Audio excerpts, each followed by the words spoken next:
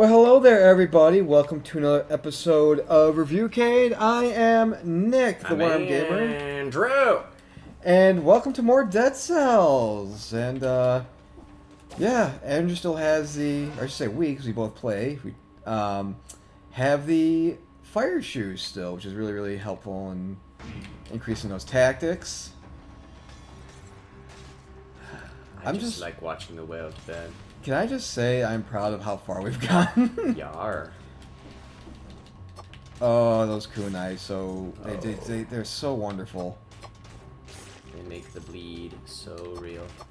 What do you... So in games, what to you is like the best throwing weapon you've used in the game? Or what was one weapon you used in the game where like you threw it once and you're like, oh, I'm really gonna love this weapon, outside of the kunai, of course. Hold on. I have to figure out how the flip am I gonna get up there? Also, Nice. shit. That's only temp health though. I can't get up there. Throwing weapons. Yeah. The Gale Force Boomerang from what was it called? Wind Waker. Wind Waker, yeah. What was the game? Not Majora's Mask, not Ocarina. Was it, oh,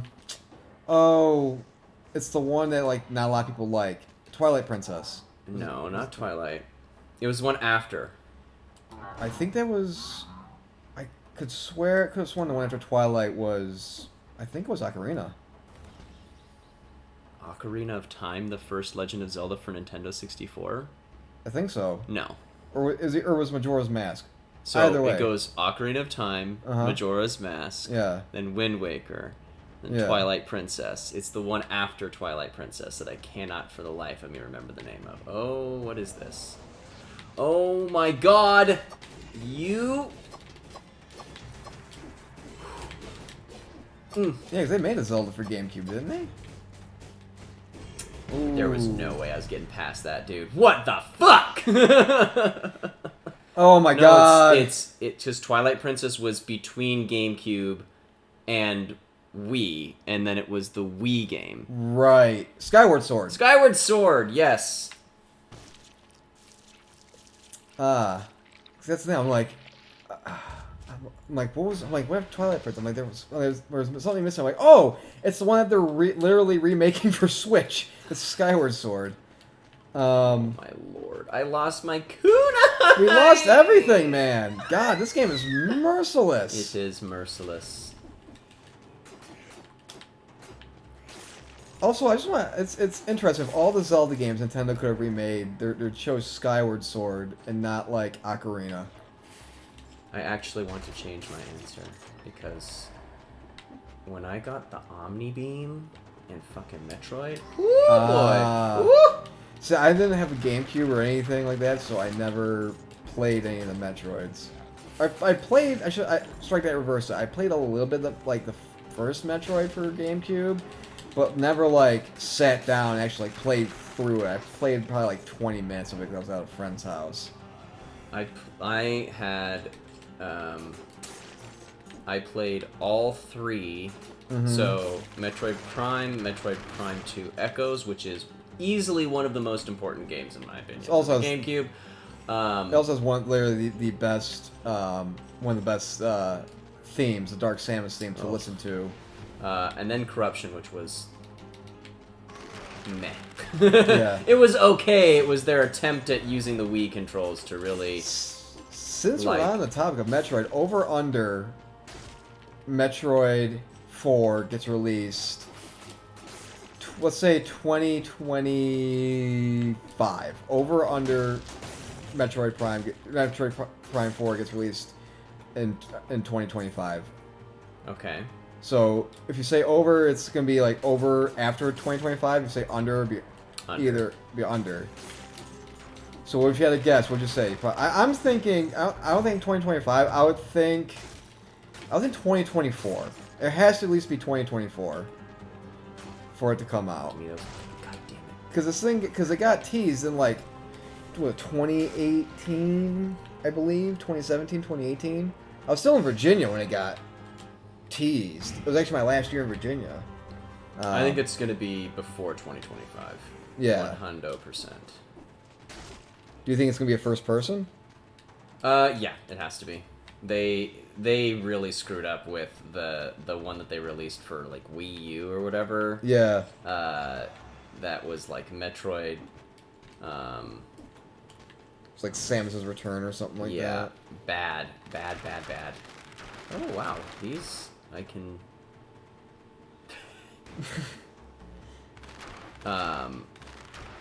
Metroid Other M. There we go. Oh, okay. Bad. Just. I literally just threw Samus's Return out there because I'm like, it sounds like it could. No. It sounds. Other like... M. Other M just muddied it. It sounds like a legit title. Samus's Return. Yeah, yeah, like when it comes to like just throwing stuff, like just weapons to throw. So it's not. Technically, I mean, it kind of is a throwing weapon, but not really. I would say, and I would not say this would be a throw weapon just because it was part of his suit, but Star Wars Bounty Hunter, when you used his little, not his flamethrower, you used Django's little. Not whip, but just like the thing he used to tie people up. You could tie people up in that game. His bola? Yeah. Also, the bola in Batman Arkham games with Catwoman was pretty fun. That was actually really fun. And then you know what? Okay, if I'm gonna go actual like throwing weapon, I'm gonna go the remote control Batarang from Batman Arkham Asylum.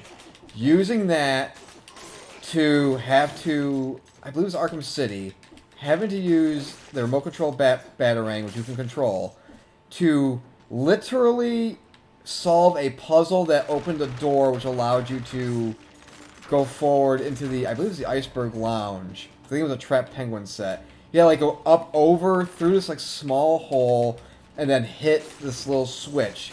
And dude, being able to like throw that and control it and use it, I was in my friggin' glory. Yeah, probably I would say the remote control Batarang from Batman. I want to say Arkham City, I believe it was. But oh my god, so good.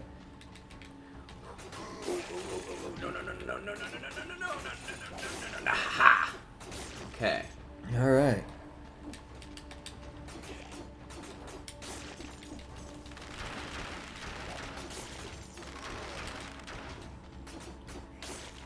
I am running on such low health, it's nuts. Did you do a, oh. Well, yeah, I would say don't use your potion. I don't think you used your potion yet. I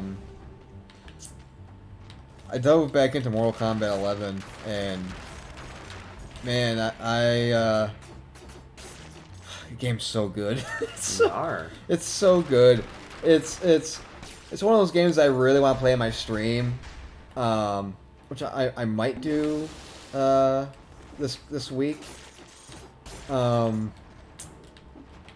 But yeah, because you know the movie comes out this week, and I'm like, oh, let me dive back into Mortal Kombat 11 because I haven't played it in a while, and man, I put up a video on my Twitter at Murph with one arm. You have to go search in my Twitter to find it, but I put up a video of me playing as Scorpion and just wrecking the computer as Sub-Zero. And it was my first time probably playing Mortal Kombat 11 in, I would say, at least a good solid 3 months. And I pull off combos I've never pulled off before. The one thing about Mortal Kombat, though, compared to like a Killer Instinct that's really interesting is you can use like certain combos in Mortal Kombat, but the way to chain them is, I don't know, almost like not a latency thing, but like it feels like there's like a half a second gap in doing the combos that like whereas like with Killer Instinct, I feel like it's more fluid. The combo system in Killer Instinct is just like everything's just it's I mean it's a game based on combo, so everything's so fluid and combo based. Whereas Mortal Kombat's like I was doing some training with Scorpion, just like Johnny Cage, some other characters, and I was trying to do some combos, and so like I'm like, oh, let me do like this combo and then string like Scorpion Spear, or hey, can I do this combo but maybe like swap out a button, and you can kind of do it, but it's what? Whoa! What is this? Whoa! It's like I'm at 1 fucking health after my that God. thing. Whoa! Pardon me, sir. I mean, there was no way. Yeah, yeah. Now you're at 15. Great. That's wonderful. Thank you, God. But yeah, like going back to Mortal Kombat, like the combos, you can play around a little bit, but it's not so much a thing like with Killer Instinct where you can definitely like it's made for chaining things. Ooh.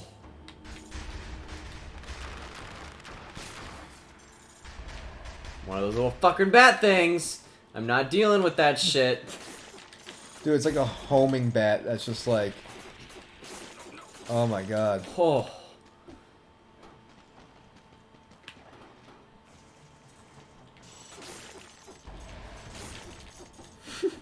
I am like speed running this. Yeah. Oh no! Oh, not a time thing either. Oh, they are. Okay. I'm about to say if that thing just kept chasing you, man. Oh, that sucks. What is this? What is this? Ice grenade. So left trigger to use ice grenade.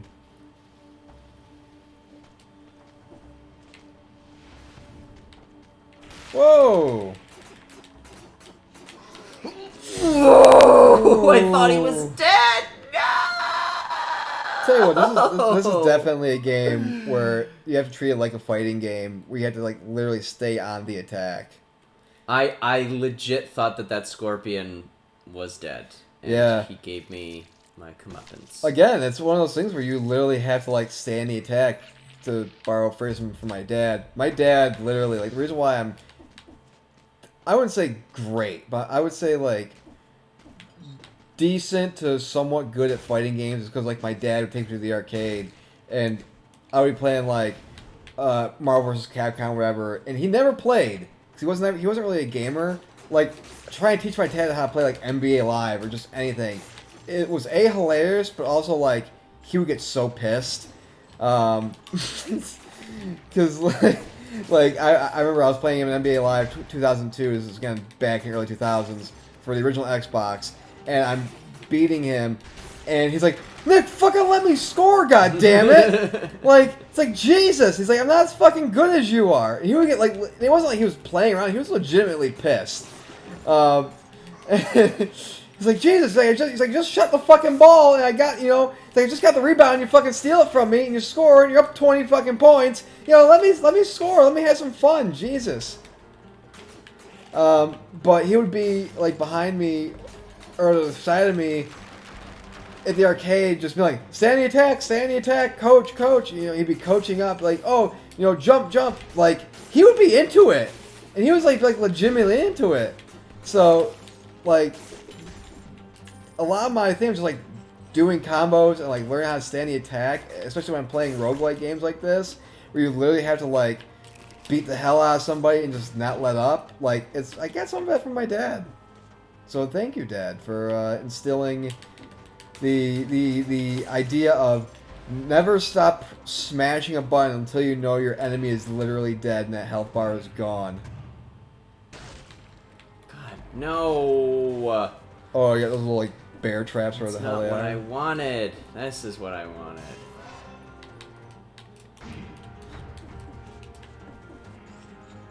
Jesus. Arrow first.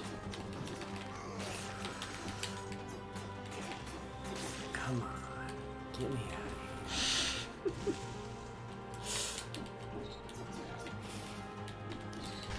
Did you ever have a gaming moment with your dad? I mean, he tried to play like NFL with me, but and just kind of beat him every time. I love him. But, like, my dad introduced me to playing games, but the way that he introduced me to playing games was on one of those old box gray Game Boys. Oh, so, wow. So the green screen. His experience with playing games is not similar to mine. Okay. I really honestly learned to play games on my own. Oh my god, thank the Lord. That was not a 2-minute run, but it was sure as hell very fast. Yeah. Yeah, no, I really just learned to play games on my lonesomes. Yeah, that's the thing with me. Like, my dad never really played, like I said, the first... Like, I just stumbled upon the NES that my sister and I had in my bedroom. Like, didn't know what the fuck it was. I just saw this thing in there because we had 2 TVs. We had one big one in the living room, then we had in my room, which was kind of well, my sister and I kind of shared a room because we had bunk beds, but cause at the time we lived in a duplex, and so so the Nintendo was in there, so like I'm like, oh, what is this? And I pick it up and I start playing Super Mario for the 3rd time. I talked about it on an earlier episode, but like my sister, I can kind of remember her playing some games, but not like. A lot of my memories of me playing was like by myself in my room playing like Mario, or Bigfoot was big for me, or Zelda. I had like a literal chest full of games, but I'd never played. I probably played maybe a total of like at least 7 of them. Like I played all the Marios. Duck Hunt was one. I didn't have the Zapper, but Zelda, Excite Bike. And then there was like this karate game I played. I can't remember for the life of me the name of it, but I would play that. And and Double Dragon. So like 6 to 8 games I would play. Never played. I didn't honestly play a sports game until like Nintendo 64 era, like or Dreamcast. So like we're talking like late 90s, really early 2000s. Because NFL 2K1 was really the first time I really played a legitimate sports game that I can remember. But it's interesting, like my mom was never played video games with me because my mom was never into gaming. But yeah, it was just like one of those things where it's like I stumbled upon this NES, like, oh, what is this device? And then that's how gaming started. It wasn't like my dad sat me down and was like, hey, I grew up playing this, or hey, let's play a game. It was just like I stumbled upon it on my own, and and I remember the brick Game Boy. My mom took me to Toys R Us, and I got a Game Boy, and she's like, well, what game do you want with it? And I picked Killer Instinct. Killer Instinct was the first Game Boy game I ever bought, or my mom ever got for me. Dude, yeah. And first game. Yeah. Oh my Lord. God. Yeah, my first game was Killer Instinct, and all I remember, dude, I would bring it to school, like elementary school, and I went to a Catholic school. So you were playing Killer Instinct in Catholic school, elementary school. Yeah, okay. So fun story, kind of fun small story.